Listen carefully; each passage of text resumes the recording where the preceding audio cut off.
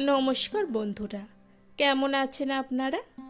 আজ আমি আপনাদের শোনাবো মানিক বন্দ্যোপাধ্যায়ের লেখা ছোট গল্প ৭.৫ চাল। আর হ্যাঁ, গল্প তো সবাই শোনেন, কই চ্যানেলটা তো সাবস্ক্রাইব করেন না। গল্পটি যদি একটু ভালো লেগে যায় তাহলে কিন্তু মনে করে চ্যানেলটিকে সাবস্ক্রাইব করে দেবেন। ধন্যবাদ। আঁধার রাত, গায়ের নিঝুম পথ, বেলেমাটির কাঁচা নরম পথে সন্ন্যাসী হেঁটে চলেছিল। পথের এই গুণের কথা সন্ন্যাসীর মনে ছিল না।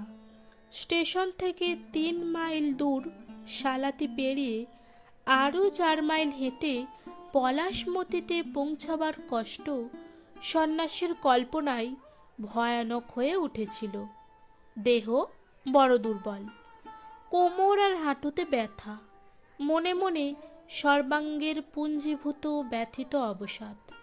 প্রথমটা সন্ন্যাসী স্টেশনেই শুয়ে থাকবে ভেবেছিল। ৪ পয়সা নিয়ে একবার চা খেয়ে স্টেশনেই সেটটার নিচে চিৎপাত হয়ে রাতটা কাটিয়ে ভোরে বাড়ির দিকে রওনা হবে। কিন্তু সন্ন্যাসী হিসেবি লোক, কল্পনা করতেও ভারী পটু।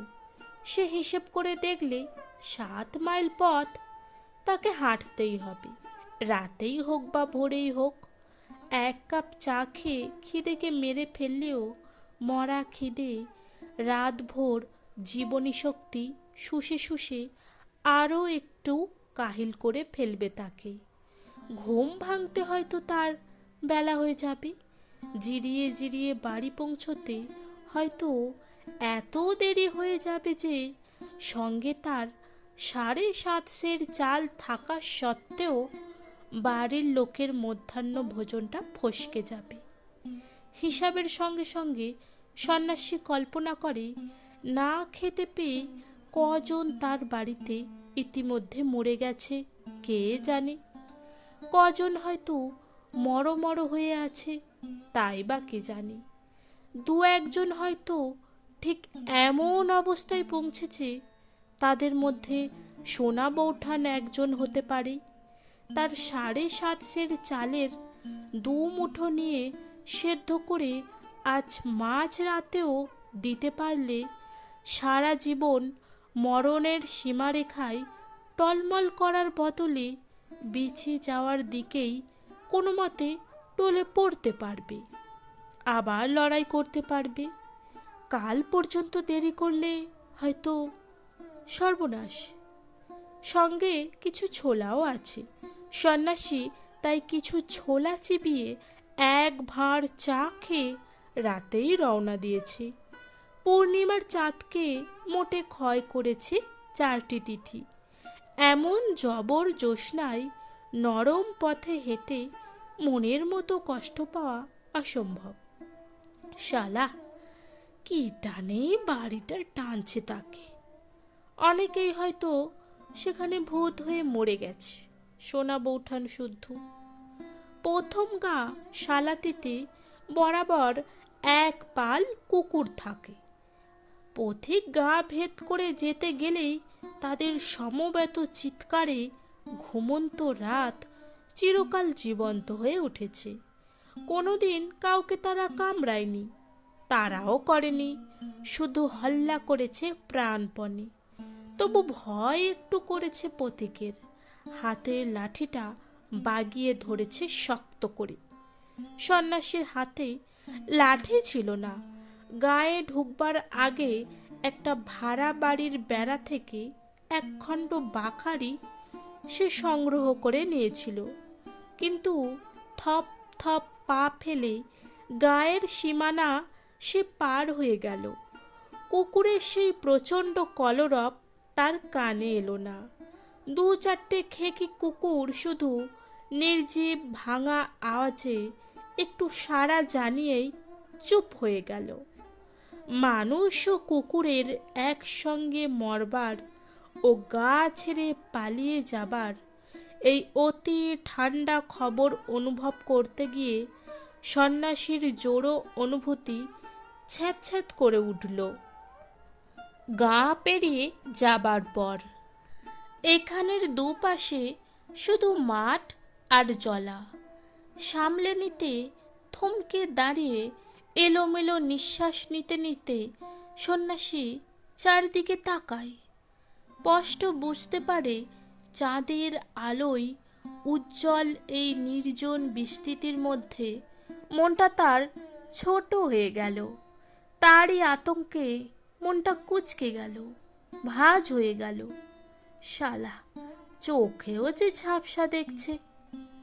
মাথা ঘুরে পড়ে যাবার আগেই সন্ন্যাসী কায়দা করে বসে পড়ল পথে, কুনুই ঠেকিয়ে মাথাটা নামিয়ে দিল হাতের তালুতে। কতকাল সে পেট ভরে খায়নি, প্রাণপাত করে শুধুই খেটেছে। মাঝে মাঝে এরকম হয়, তার খানিক পরেই আবার কেটে যায়। খানিক পরে উঠে দাঁড়িয়ে সন্ন্যাসী আবার চলতে শুরু করলো। হঠাৎ ভয়াবহ বিস্ময়ের সঙ্গে মনে হলো শরীর যেন তার হালকা হয়ে গেছে। তার কোনো বোঝা নেই, চালের পুটুলি কাঁধে নেই। সেই পুটুলির বাড়তি কাপড়টুকুতে বাঁধা ছোলাগুলিও সেই সঙ্গে গেছে। কোথায় পড়ল? কখন পড়ল? কুড়ু কুড়ু করতে লাগলো সন্ন্যাসীর পিঠের খানিকটা মেরুদণ্ড। তার হিসাব, তার কল্পনা সব ভোঁতা হয়ে গেছে। মাথা ঘুরে পড়ে গিয়ে যেখানে বসে পড়েছিল সেইখানেই যে পুটুলি দুটি থাকার সম্ভাবনা বেশি, এটুকু খেয়াল করে আশান্বিত হওয়ার ক্ষমতাটুকুও তার নেই। একটা মৃত দেহকে ধরে দাঁড় করিয়ে হাঁটিয়ে নিয়ে যাওয়ার মতো নিজের দেহটাকে সে উল্টো দিকে এগিয়ে নিয়ে চলল। একটু গিয়েই পুটুলিটা পড়ে আছে দেখেও তার বিশেষ ভাবান্তর হলো না। পুটুলির পাশে বসে মস্ত একটা আটকানো নিঃশ্বাস ফেলে সে শুধু নিশ্চল হয়ে আবার খানিকক্ষণ বিশ্রাম করল। পলাশমতির কাছে পৌঁছে সন্ন্যাসীর মনে হলো সে যেন আবার আগের গা শালাতিতেই ঢুকতে যাচ্ছে। পথের ধারে শালাতির যে প্রথম ভাঙা বেড়া থেকে আত্মরক্ষার জন্য পাখাড়ি সংগ্রহ করেছিল, পলাশমতিতে প্রবেশ পথের ধারেও তেমনই একটি ভাঙা বাড়ি আছে। কেবল বেড়ার কিছুই অবশিষ্ট নেই। কানা বাঞ্ছার বাড়ি। দেখলেই টের পাওয়া যায় বাড়িটা শূন্য, মানুষ নেই। বাঞ্ছা! সাড়া না পেয়ে অনুমানকে প্রত্যয় করে সন্ন্যাসী এগিয়ে গেল। তখন একটি দুস্থ কুকুরের ক্ষীণ আওয়াজ কানে আসছে। কোন বাড়িতে মানুষ আছে, কোন বাড়িতে নেই নির্ণয় করতে আর সে সময় নষ্ট করবে না, সোজা বাড়ি চলে যাবে। নিজের বাড়িতে কে বেঁচে আছে, কে মরে গেছে দেখতে। বামুন পাড়ার নতুন পুকুরের পাশ দিয়ে যাবার সময় মনে হলো কে যেন জিজ্ঞাসা করল, কে?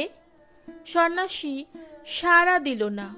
ঘোষালদের আম বাগান থেকে শুকনো পাতায় চার পেয়ে কোনো কিছুর চলার খচখচ শব্দের সঙ্গে তীব্র একটা পচা গন্ধ ভেসে এলো। পরের পাড়ার 3টি বাড়ি পেরিয়ে তাদের টিনের চালার 3টি ঘরওয়ালা বাড়ি।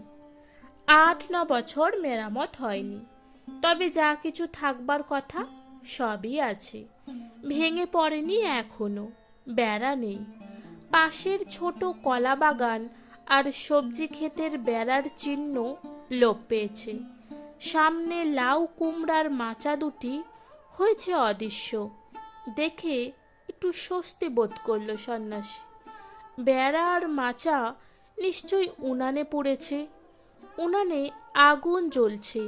তার বাড়িতে রান্না হয়েছে। হয়তো সবাই বেঁচে আছে বাড়িতে, একজনও মরেনি। কোনো মতে কুড়িয়ে পেতে 1 মুঠো 2 মুঠো খেয়ে মরমর অবস্থায় ছেলে বুড়ো মেয়ে মদ্য সবাই বেঁচে আছে। মানদা। প্রথমবার একটু আস্তেই ডাকলো সন্ন্যাসী, তারপর জোরে, মানদা। সাড়া নেই। সুবল কাকা। সাড়া নেই। সুখী পিসি। সাড়া নেই। সন্ন্যাসী একটু দম নিল। সোনা বৌঠান। সাড়া নেই। সোনা বৌঠান। গলা চিরে গেল, বুক ফেটে গেল, তবুও তো সাড়া নেই। তখন সন্ন্যাসীর চোখ পড়ল দরজার কড়াই আটকানো তালার দিকে। তালাটা একটা কড়াই ঝুলছে, আর একটি কড়া ভেঙে খসে এসেছে দরজা থেকে। ভিতরের দুটি ঘরের একটিতে দরজার উপরে শিকলে তালা আটা। দরজার পাট থেকে ভেঙে খসে এসে শিকলটা ঝুলছে। অন্য ঘরটির দুয়ার সপাটে খোলা, কোনো ঘরে কেউ নেই। তালা দিয়ে সবাই পালিয়েছি, সবাই। দাওয়ায় 7.5 সের চালের পুঁটুলি নামিয়ে সন্ন্যাসী হিসেব আর কল্পনা নিয়ে ব্যাপারটা হদিশ পেতে বসল। সবাই যখন বেঁচে ছিল তখন সবাই পালিয়েছে, সোনা বৌঠান শুধু না, অনেকে যখন মরে গিয়েছিল তখন পালিয়েছে। বাকি যারা ছিল কোথায় পালিয়ে কোথায় মরেছে বাড়ির সবাই? সোনা বৌঠান শুদ্ধ। ভাবতে ভাবতে ঝিমোতে ঝিমোতে এক সময় দাওয়া থেকে হুমড়ি দিয়ে উঠোনে পড়ে সন্ন্যাসী নিঃশব্দে মরে গেল। আজকের গল্প এই পর্যন্ত। গল্পটি ভালো লাগলে চ্যানেলটিকে সাবস্ক্রাইব করতে ভুলবেন না কিন্তু। ধন্যবাদ।